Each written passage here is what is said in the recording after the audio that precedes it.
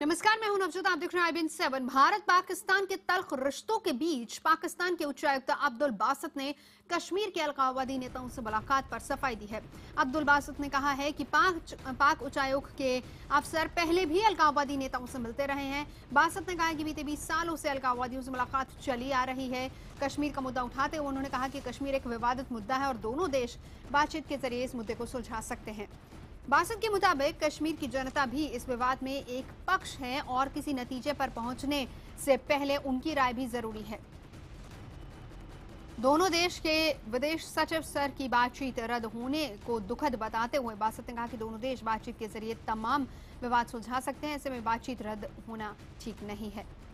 पाकिस्तानी फौज पर लग रहे सीजफायर के उल्लंघन पर बासित ने आरोप लगाया कि भारतीय फौज भी खुलकर सीजफायर का उल्लंघन करती रही है। उन्होंने कहा कि बीते 3 महीने में भारतीय फौज भी 57 बार पाक चौकियों को निशाना बनाकर फायरिंग कर चुकी है।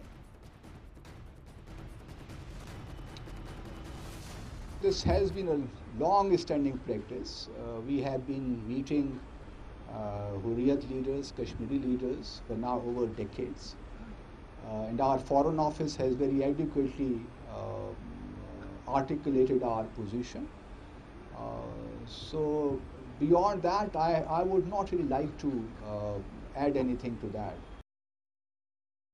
This was in the larger context of exploring peaceful means towards, resolving the issue. Here I must, emphasize that both India and Pakistan agree that Jammu and Kashmir is a bilateral dispute. और अब्दुल बासित के बयान पर BJP की तरफ से भी प्रतिक्रिया आई है। मुख्तार अब्बास नकवी का कहना है कि सरकार और अलगाववादियों के साथ एक साथ बातचीत नहीं चल सकती।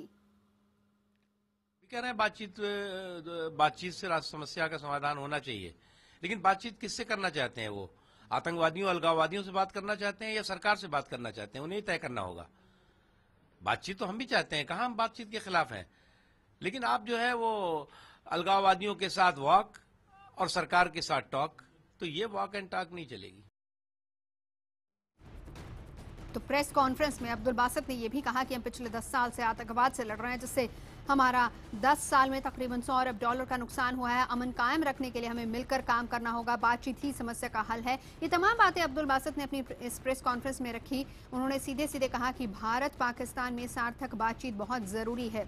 ये भी कहा कि भारत के साथ अच्छे रिश्ते के लिए मोदी के शपथ ग्रहण समारोह में शरीक होने के लिए खुद नवाज शरीफ आए थे और हाल ही में प्रधानमंत्री द्वारा दिए गए बयान का बासित ने समर्थन किया है। उन्होंने कहा कि आतंकवाद से पाकिस्तान को काफी बड़ा नुकसान हुआ है।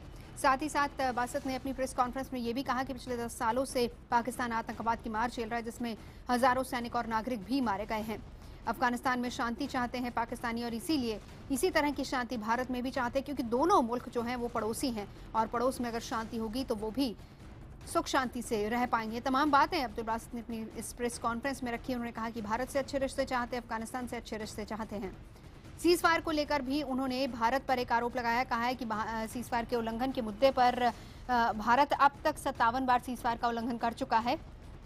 ये भी कहा कि हम उम्मीद करते हैं द्विपक्षीय बातचीत आगे बढ़ेगी। भारत को बातचीत की प्रक्रिया को नहीं रोकना चाहिए। हुर्रियत नेताओं के साथ जो मुलाकात है वो एक पुरानी परंपरा है।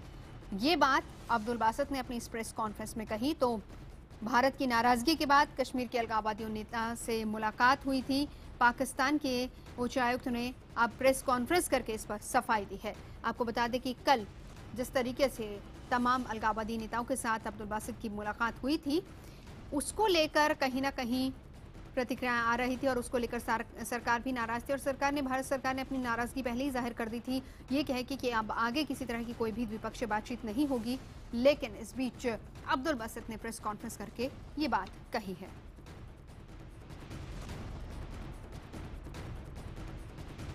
अलगाववादियों से जो बातचीत हुई उसको लेकर पाकिस्तान ने जवाब दिया है। हालांकि इससे पहले यह भी जवाब आया था कि हम भारत के गुलाम नहीं हैं।